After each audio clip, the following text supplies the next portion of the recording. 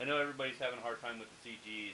I don't understand why it's so hard to figure out how to mark and adjust your CG, but we're going to go ahead and do the no-brainer way.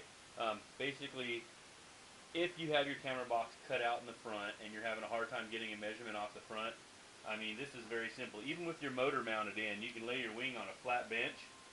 You match the back part of the airplane here, right where the motor firewall is. So you can put a straight edge right there.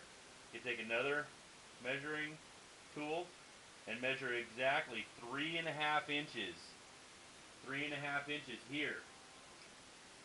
So you measure 3.5 inches from the back of the motor firewall, which is here, over onto the plane. And the easy way to do that is put a straight edge and then grab yourself another square or another straight edge and measure over and mark that mark. And I've done that. And you can see.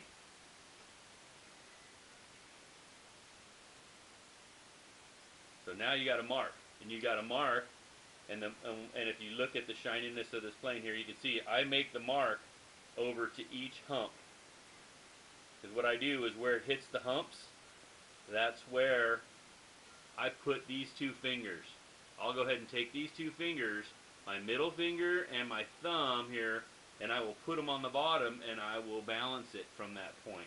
Another way to mark your CG, this is like the no-brainer. Before you build it, why don't you mark it? Either mark it by scribing a mark in the bottom of the plane or whatnot. What I'll do is I'll come and I'll get a flat razor, a flat ruler, and I'll go ahead and put the plane down on a surface, and I will go ahead, and once it's on the flat surface, then I'll come over here and I'll make a mark, and then I'll lay it down after I make a small mark, and then I'll make a mark all the way across between the shoulders here. It's pretty simple. Once that's done, now you have your CG. You can do it before you build, you can do it after you build. Either way, you always have a mark on the rear end here that you can always go to. And even if you want to, I know your spar slot gets distorted sometimes, but if you're measuring it specifically from the very front end of the spar slot, it's exactly 2.5 inches. So if you're measuring it from the spar slot, it's 2.5 inches on that mark. 1 or 2 millimeters either way isn't going to be, isn't going to be something that's going to kill you. The trick is you want to have it really close to that mark. You want to get it out. You want to fly it, and after you get your rates down and you see that it is way too sensitive, you can go ahead and add a little more nose weight. But heck, I find 9 3/8 is perfectly nose heavy. It's enough to create the reflex for what you need. And now what I'll do is I'm going to show you the hand way on how to balance this thing. So I have another plane here that's already been balanced. I got some weight in it. So what I'll do is I'll show you how to do this here. Let me get this.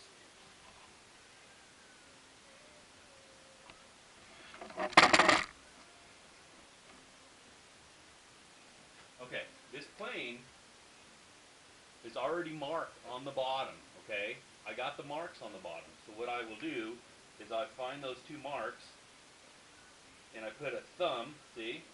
I got a thumb and a finger on each one of those parts of the shoulders that rise on the bottom of it. So what I do is now I have my front end eye level here, okay? It's eye level, right where the camera is.